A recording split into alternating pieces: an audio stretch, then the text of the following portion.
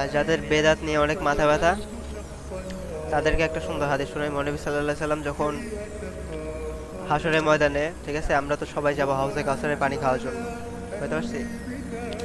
তখন নবী সাল্লাল্লাহু আলাইহি সাল্লামের সামনে, যখন নবী সাল্লাল্লাহু আলাইহি সাল্লাম তাদের উম্মতদের, মানে আমাদেরকে হাউজে কাউসারের পানি পান করাতে থাকবে, তখন এক শ্রেণী মানুষের সামনে আল্লাহ তাআলা পর্দা দিয়ে দিবেন, ঠিক আছে?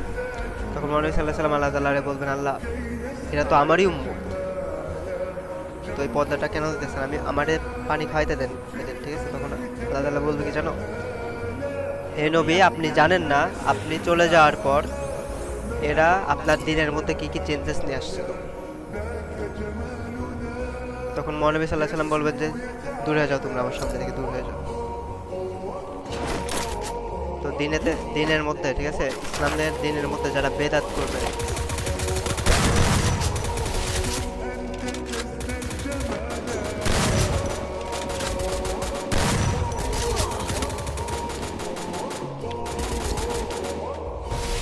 প্লিজ রিমোট দিও না। কোথায় আমার এই ম্যাচ সিরিয়াস করে ভালো, যাক ভালো করছে। তো দিনের মধ্যে যারা বেদাত নিয়ে ঢুকাবে, আর যারা বেদাত মানবে আর বেদাত ফলো করবে, তারা হাউজে কাছারে পানি পান করতে পারবে না, বুঝতে পারছি?